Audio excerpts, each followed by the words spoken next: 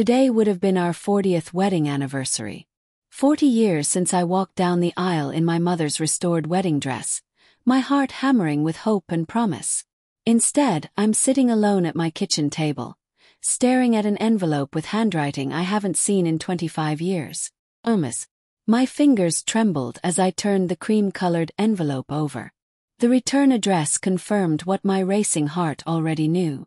After a quarter-century of silence, my ex-husband had reached out on what should have been our ruby anniversary. I took a steadying sip of my morning coffee, now grown cold. Outside, the April rain tapped gently against the kitchen window of my Connecticut home, a place Thomas had never seen. I'd moved here 5 years after our divorce was finalized, needing a fresh start away from the whispers and pitying glances in our small town. "Gran, you okay?" My granddaughter Lily appeared in the doorway, her college sweatshirt rumpled from sleep, her dark hair, so like her mother's, so like mine once was, pulled into a messy bun. I slipped the envelope under the day's mail. "Just fine, sweetheart. There's coffee in the pot." Lily was staying with me during her spring break, a blessing I cherished.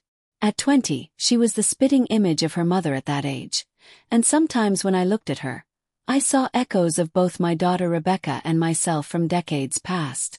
"You're staring again," Lily said with a gentle smile, pouring herself coffee. "Mom says you get that faraway look when you're thinking about the past. Your mother knows me too well." I smiled, but my mind was still on the envelope hidden beneath the electric bill and pharmacy flyer. After Lily left to meet friends for lunch, promising to be back for dinner, I finally allowed myself to open Thomas's letter. My hands weren't as steady as I'd like, partly from age, partly from nerves.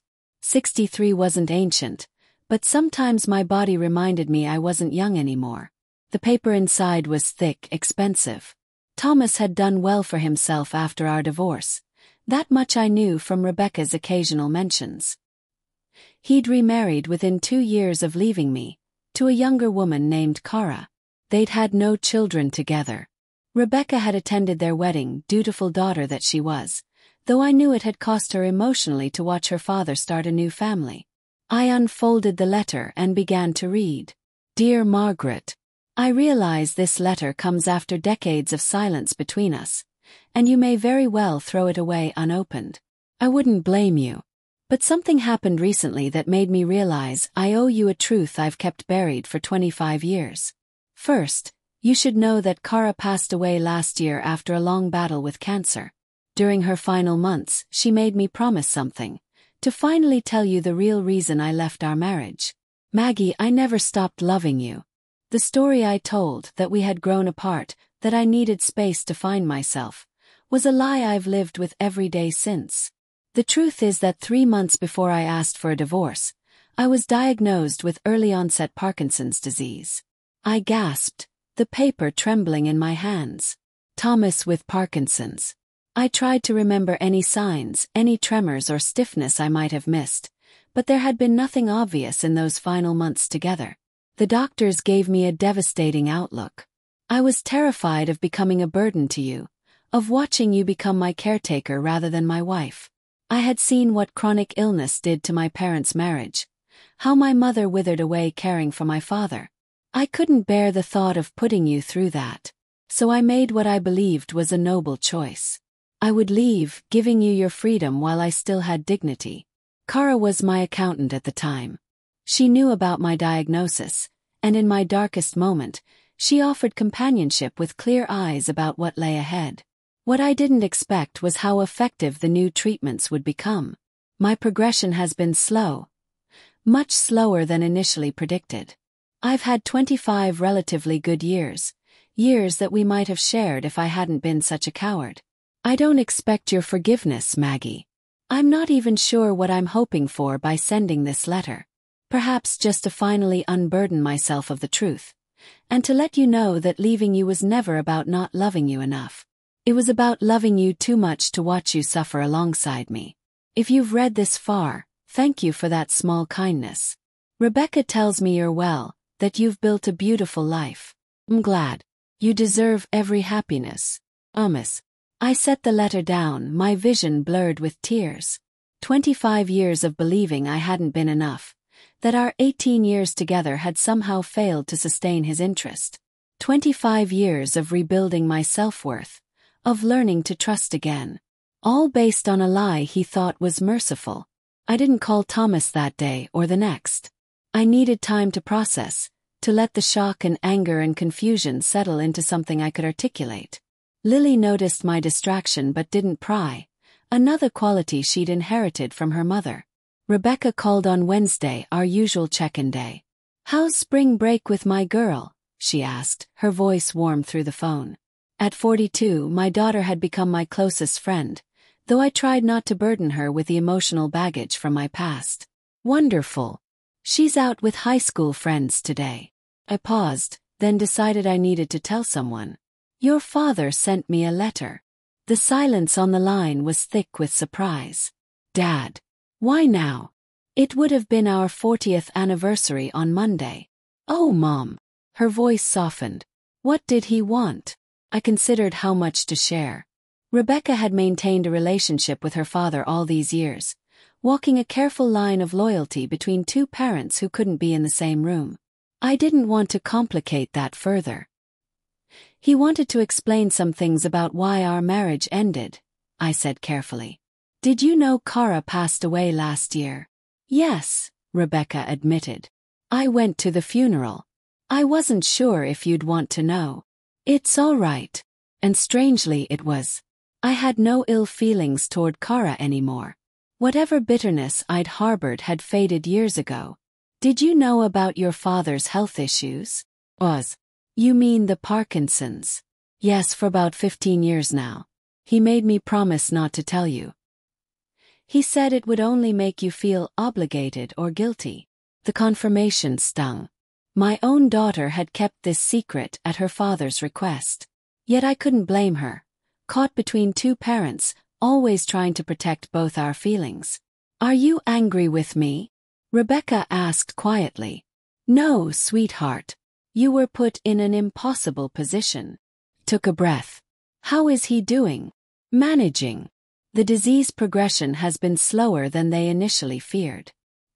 He has tremors in his left hand that he can't always control, and some balance issues. But he's still independent." I thought about Thomas living with this condition alone after Cara's death. Despite everything, a pang of sympathy rose in my chest. "Do you think I should call him?" I asked before I could stop myself. Rebecca was quiet for a moment. "Only you can decide that, Mom. But if you're asking for my blessing, you have it. I've always wished there could be peace between you two." After our call ended, I pulled out a photo album I rarely opened. There we were on our wedding day. Thomas handsome in his rented tuxedo, me radiant in my mother's restored gown. We looked so young, so certain that love would be enough to weather any storm. How wrong we had been. Or perhaps, how wrong Thomas had been to decide for both of us what our love could handle. That evening, after Lily had gone to bed, I found myself dialing the number Thomas had included at the bottom of his letter. It rang 4 times before he answered. "Hello."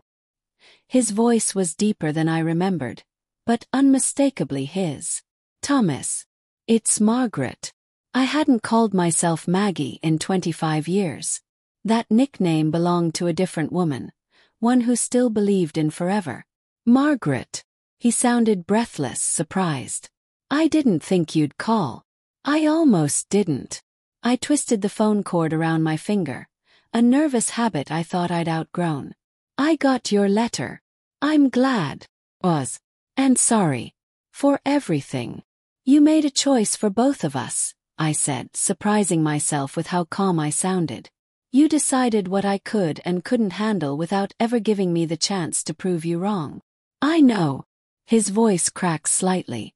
"It was unforgivable." "I didn't say that." I closed my eyes, gathering my thoughts. "I'm still processing, Thomas. 25 years is a long time to believe one truth only to discover it was built on a lie, even a well-intentioned one." "I understand." He cleared his throat. "How are you, Margaret?" "Really? I'm well. I have a good life here. Friends, community work, a garden that keeps me busy." Rebecca and her family visit often. Pause. And you? Beyond what you shared in your letter. Managing. Some days are better than others. He gave a soft laugh. I've become quite the expert at adaptive technology. Voice-to-text software is a godsend on days when typing is difficult. I found myself smiling despite everything. Thomas had always embraced new technology, even back when computers were first becoming household items. Rebecca said you're still independent. I am mostly. I have someone who comes in twice a week to help with cleaning and errands. He paused. I moved to a single-level condo last year after Kara passed. It's easier to navigate. We talked for almost an hour, carefully stepping around the deeper wounds, sticking to safe topics like Rebecca and Lily, mutual old friends, the changing landscape of our former hometown. When we finally said goodbye, I promised to call again, surprised to find I meant it. That night, I dreamed of ruby red roses and second chances. 2 months passed. My calls with Thomas became weekly, then twice weekly.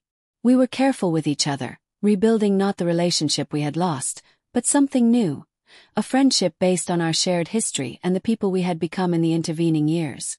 I learned about his struggles with Parkinson's, how some days the tremors were barely noticeable while others left him frustrated with his body's betrayal.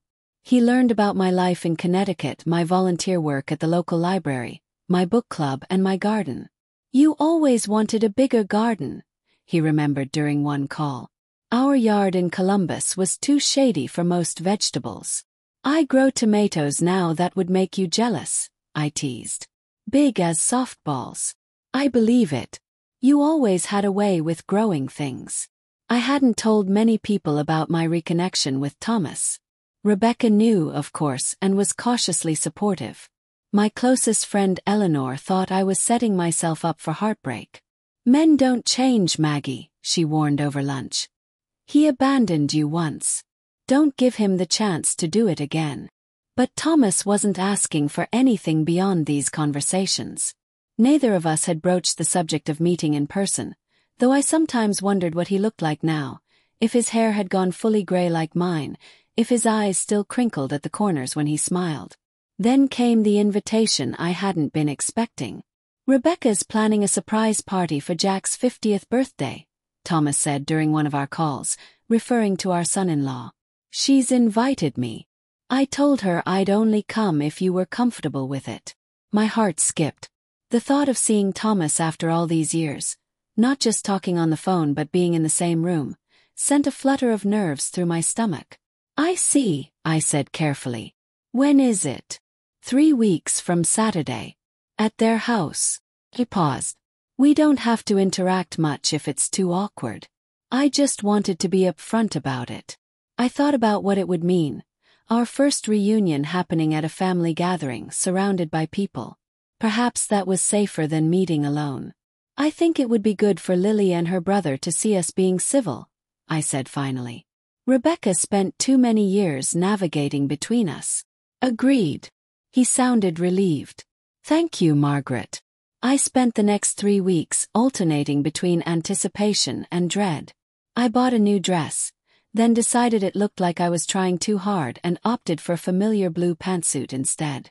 I had my hair done, a subtle trim and color that Eleanor insisted took 5 years off my face. The day of the party arrived clear and warm. I arrived early to help Rebecca with last-minute preparations, my stomach in knots. Dad texted. He's running about 15 minutes late, Rebecca mentioned casually as we arranged appetizers. His ride service got delayed. He doesn't drive anymore, I asked, realizing how many practical details of his condition I still didn't know. Not for the past few years. It's a safety issue with the tremors. She squeezed my arm. Are you okay with this, Mom? Really? I am, I said, surprised to find it was true. We've both had a lot of time to process the past. The first guests began arriving, and soon the house was filled with a happy chaos of conversation and laughter. I was chatting with Jack's sister when I felt a shift in the room's energy. I turned toward the door, and there he was. Thomas looked both exactly as I remembered and completely different. His tall frame was slightly stooped now, his once dark hair completely silver. He leaned on a polished wooden cane as Rebecca welcomed him with a hug. But when he smiled at something she said, I recognized the expression immediately. The way his whole face lit up, the crinkles around his eyes that had deepened into permanent laugh lines. Our eyes met across the room, and for a moment everything else faded away. He gave a small nod of acknowledgement, and I returned it, my heart racing as if I were 38 again, seeing him for the first time. Rebecca led him through the crowd, making a beeline toward me. I straightened my shoulders and prepared myself for the reunion I'd been both dreading and anticipating for weeks. "Mom," Rebecca said, her eyes darting nervously between us. "You remember Dad." "Hello, Thomas," I said, proud of how steady my voice sounded. "Margaret." His voice was warm, his eyes taking me in. "You look wonderful." "So do you," I replied automatically, though what I really meant was, "You look like yourself despite everything." Rebecca was called away to greet new arrivals, leaving us in an island of awkward silence amidst the party's noise. "Should we sit?" I gestured to some nearby chairs, noticing how he gripped his cane. "Thank you." He eased himself down with practiced care. Standing for long periods isn't my strong suit these days. I sat beside him, suddenly at a loss for words despite our weeks of phone conversations. "This is strange, isn't it?" he said finally, a small smile playing at his lips. "I've imagined seeing you again so many times, and now I don't know what to say." "Start with telling me about your trip here," I suggested, giving us both an easy entry point. The conversation flowed more naturally after that. We watched together as Jack was surprised by the gathering, as our grandchildren ran playing through the crowd, as Rebecca moved efficiently through her hosting duties. "She got your organizational skills," Thomas observed. "Remember how you used to plan our dinner parties down to the minute?" "I was a bit rigid back then," I admitted with a laugh. "You were perfect." His voice turned serious. "Margaret, seeing you here watching our family, I can't help thinking about what my fear cost us." I looked at him, really looked at him. At the man I had loved, the man who had broken my heart, the man who had carried his own burden of regret for 25 years. "We can't change the past, Thomas. But we're here now." His left hand trembled visibly on his knee, and without thinking, I reached over and covered it with mine. His skin was warmer than I expected, familiar yet strange. "Yes," he said softly. "We are." Summer turned to fall, and my relationship with Thomas continued to evolve. After Jack's birthday party, we began meeting occasionally for lunch or coffee when I visited Rebecca in Ohio. Our conversations deepened, no longer confined to safe topics but venturing into reflections on our shared past and the separate paths our lives had taken. I learned that his marriage to Cara had been more partnership than passion, a union based on mutual respect and her clear-eyed acceptance of his condition. He learned about the years it had taken me to rebuild my confidence after our divorce, how I'd finally gone back to school at 45 to finish my long-abandoned degree in library science. "I always knew you'd make an excellent librarian," he said during one of our coffee dates. "You used to memorize whole card catalogs." "The technology has changed a bit since then," I laughed. "But the principles are the same. Connecting people with the information or stories they need. That's timeless." As we reconnected, our family adjusted to this new dynamic. Rebecca was cautiously supportive, though I could tell she worried about both of us getting hurt. Lily was fascinated by this development, asking questions about what we had been like as a young couple. "Your grandfather was quite the dancer in his day," I told her during one of her visits. "He could swing dance like nobody's business." "Really?" Lily looked at the image of Thomas on my phone screen, a recent photo Rebecca had sent of him in his garden. It was hard to reconcile the man with the cane with the dancer of my memories. "Really? We met at a community dance, actually. I stepped on his toes at least 3 times, but he asked for my number anyway." These stories, the sharing of our history with the next generation, felt like healing a wound I hadn't realized was still open. For so long I had kept those memories locked away, too painful to revisit. Now they emerged like pressed flowers from an old book, fragile but still holding their essence. In October, as the leaves turned brilliant shades of red and gold, Thomas called with an unexpected proposal. "I'm having a procedure next month," he explained. "Deep brain stimulation. It's supposed to help control the tremors better than medication alone." "That sounds serious," I said, concern immediate and surprising in its intensity. "It is and it isn't. It's become fairly standard treatment for cases like mine." He paused. "The thing is, I'll need someone to help during the recovery period." Rebecca offered, "but with her job and the kids." "You want me to come," I finished for him, understanding where this was heading. "Only if you want to.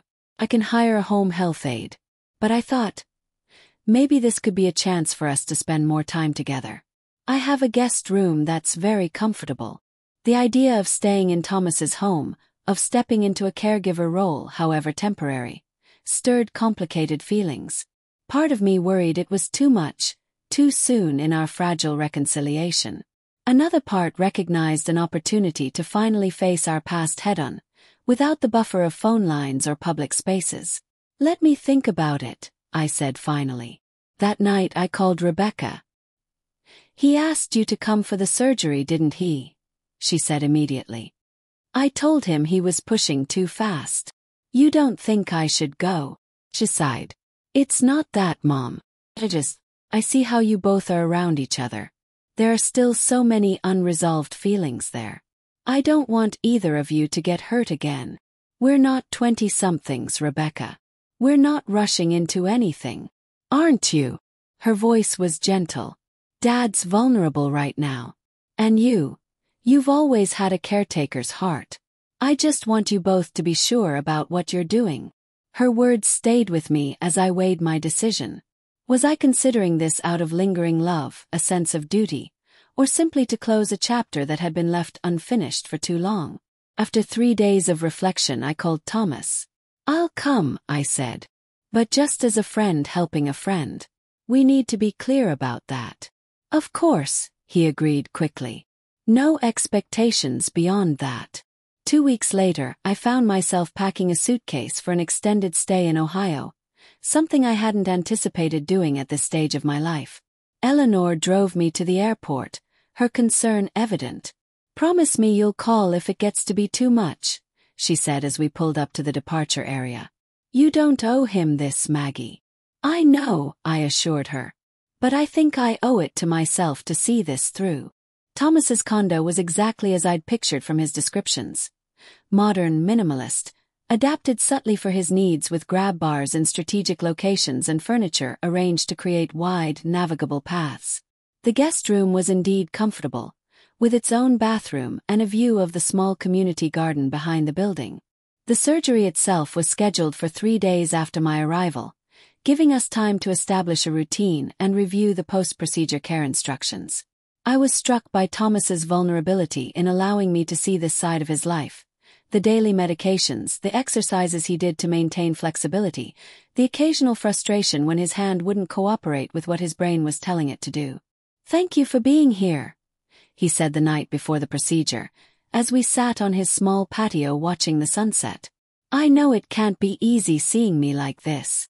"Actually, it's not as strange as I thought it would be," I admitted. "Maybe because I've had time to adjust to the idea of your condition. Or maybe because..." "Because what?" he prompted when I trailed off. "Because despite everything that happened between us, you're still Thomas to me. Still the essence of the person I knew." He reached for my hand then, his fingers trembling slightly against mine. "And you're still Margaret. Even when you couldn't possibly forgive me, you still came when I needed you. Don't mistake kindness for forgiveness," I said softly. "I'm still working on that part." He nodded, understanding in his eyes. "One day at a time then." "One day at a time," I agreed. The surgery went well, though seeing Thomas immediately afterward, his head partially shaved and bandaged, his normally animated face subdued by anesthesia, shook me more than I'd anticipated. The doctors explained that the full benefits of the deep brain stimulation wouldn't be apparent immediately. There would be a period of adjustment as they fine-tuned the device's settings. The first week of recovery was challenging. Thomas experienced headaches and fatigue, and needed help with basic tasks he'd been managing independently before. I fell into the role of caregiver more naturally than I'd expected, drawing on strengths I'd developed during my mother's final illness years before. "You're good at this," Thomas observed one afternoon as I helped him adjust his pillows. "Too good. I feel guilty for imposing on you." "Don't," I said firmly. "This is temporary. And besides, we both know you'd do the same for me." By the second week he was showing improvement. The tremors in his left hand were noticeably reduced, and his balance was steadier. We began taking short walks around the condo complex, his hand on my arm more for reassurance than physical support. It was during one of these walks, the late November air crisp around us, that Thomas stopped suddenly. "What is it?" he asked, concerned. "Do you need to rest?" "No." He turned to face me, his eyes clearer and more present than I'd seen them since before the surgery. "I just realized something. These past 2 weeks with you, even with all the medical stuff, the discomfort, the limitations, they've been the happiest I've had in years." My heart quickened. "Thomas, let me finish, please. I'm not asking for anything you're not ready to give. I just want you to know that having you here, seeing your face first thing in the morning, sharing meals and conversation, it's reminded me of what I gave up, what I threw away out of fear." I looked at this man I had once promised to love in sickness and in health, a promise cut short by his unilateral decision. Now here we were, 25 years later, living out the very scenario he had fled. "The irony isn't lost on me," I said softly. "You left to spare me exactly this situation. And yet here you are, handling it with more grace than I ever managed." He shook his head. "I was a coward, Margaret. Not just for leaving, but for not giving you the choice to stay." A squirrel darted across our path, breaking the moment. We resumed walking, but something had shifted between us, an acknowledgement of truths too long unspoken. That night, after Thomas had gone to bed, I sat in the guest room contemplating my feelings. I had come here with clear boundaries, a friend helping a friend. But the lines were blurring daily, memories and new experiences weaving together into something I wasn't sure how to name. I called Rebecca, needing my daughter's perspective. "How's it going?" she asked, her voice a comforting link to my normal life. "Better than expected," I admitted. "The procedure seems to have helped with the tremors." "And how are things between you two?" She didn't bother hiding her real concern. I sighed. "Complicated. Being here, seeing him like this. It's made me understand his choices better, even if I still don't agree with how he made them." "Mom," Rebecca said carefully, "are you falling in love with Dad again?" The question hung in the air, demanding an honesty I'd been avoiding even with myself. "I don't know," I finally answered. "Maybe I never really stopped." December arrived with a dusting of snow and the realization that I had been at Thomas's condo for nearly a month. What had begun as a temporary caregiving arrangement had evolved into something less defined but more meaningful. As Thomas's recovery progressed, our relationship continued its own parallel healing. One evening as we prepared dinner together, Thomas chopping vegetables with his steadier right hand while I sautéed chicken, he broached the subject we'd been circling. "My next doctor's appointment is next week," he said casually. "They'll do the final adjustment on the stimulator and then, I suppose you'll be heading back to Connecticut." I focused on stirring the pan, avoiding his gaze. "I guess I will.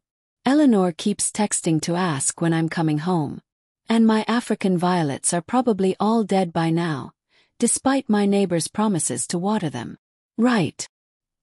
He was quiet for a moment, the only sound the rhythmic tap of his knife against the cutting board. "I was thinking." "Yes," I prompted when he didn't continue. "What if you didn't go back right away? The holidays are coming up. Rebecca and the family will be here for Christmas. It might be nice if you stayed through then." He set down his knife. But that's a lot to ask. You have your own life, your own home. I turned from the stove to look at him. This man who had once been the center of my world, then my greatest heartbreak, and now. What? Friend. Something more. It would be nice to spend Christmas together as a family, I admitted. But Thomas, what exactly are we doing here? We need to be honest about that, at least with ourselves. He met my gaze steadily. I know what I hope we're doing. Finding our way back to each other, however that might look at this stage of our lives. But I also know I forfeited any right to expect that from you a long time ago. I turned back to the stove, needing the moment to collect my thoughts. I'm not the same woman you left, I said finally. And you're not the same man who walked away. No, he agreed.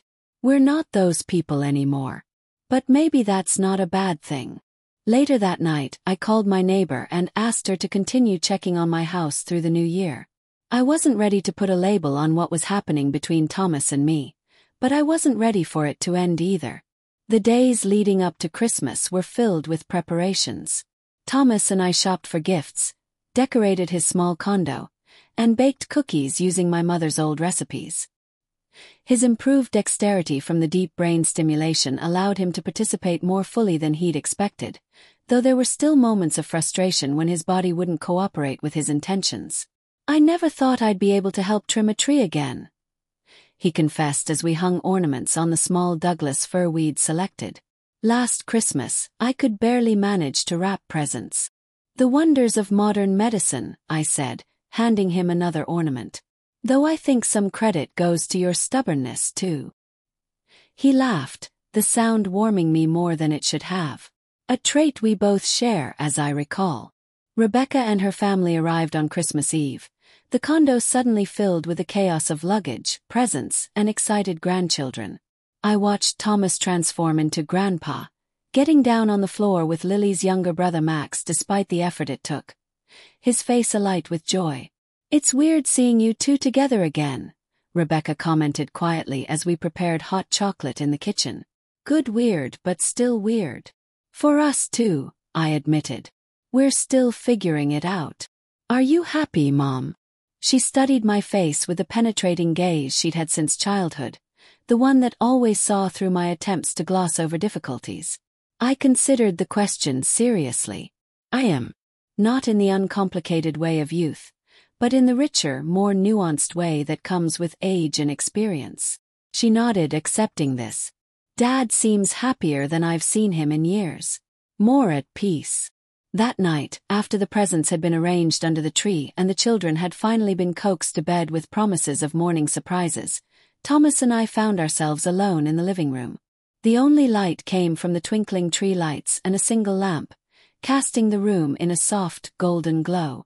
Thank you for staying, Thomas said softly, sitting beside me on the sofa. This is the first Christmas in years that has felt like home. I understood what he meant. Despite the unfamiliar setting, there was a rightness to being here, to seeing our family complete around us. Thomas, I began, then hesitated, unsure how to express the thoughts that had been forming over these weeks together. Yes. He turned toward me, his expression open and attentive. I've been thinking about forgiveness, about how sometimes it comes not in a single moment of decision, but gradually, through small moments of understanding and connection. I took a deep breath. I think somewhere along the way, without quite realizing it, I've forgiven you. His eyes glistened in the dim light. Margaret, let me finish. Forgiving doesn't mean I think what you did was right. It doesn't erase the years we lost. But it means I understand why you made the choice you did, even if it was the wrong one. I reached for his hand, feeling the slight tremor that the stimulator couldn't completely eliminate. And it means I'm ready to move forward, whatever that looks like for us. What do you want it to look like? He asked, his voice barely above a whisper. I considered the question, thinking about my life in Connecticut, the friends, the community I'd built, the independence I'd fought hard to achieve after our divorce. I don't know yet, I answered honestly. I'm not ready to give up my home, my life there. But I'm also not ready to say goodbye to this, to us again. He nodded slowly. We could start with visits. I'm retired now, my schedule is flexible. And there are direct flights from Columbus to Hartford. And phone calls in between, I added. We've gotten good at those. So, we're dating. A smile quirked at the corner of his mouth. At our age. I guess we are. I laughed softly at the absurdity and rightness of it. Though I'm not sure I remember how. We'll figure it out together, he said, gently squeezing my hand. That is, if you're willing to take another chance on me. In answer, I leaned forward and kissed him. A soft, tentative kiss that held the weight of our history and the promise of a future neither of us had imagined possible. Outside, snow began to fall, dusting the world in clean white possibility. Inside, surrounded by the family we had created together, we embarked on a new chapter. Older, wiser, and finally brave enough to choose each other again. As the clock struck midnight, marking the arrival of Christmas Day and what would have been our ruby anniversary year, I thought about the nature of love. How it can be broken and mended, lost and found, and sometimes, if you're very lucky, given a second chance to bloom in the winter of life. Merry Christmas, Thomas, I whispered. Merry Christmas, Maggie, he replied, using my old nickname for the first time since we'd reconnected. And somehow, after all these years, it felt right to hear it on his lips again.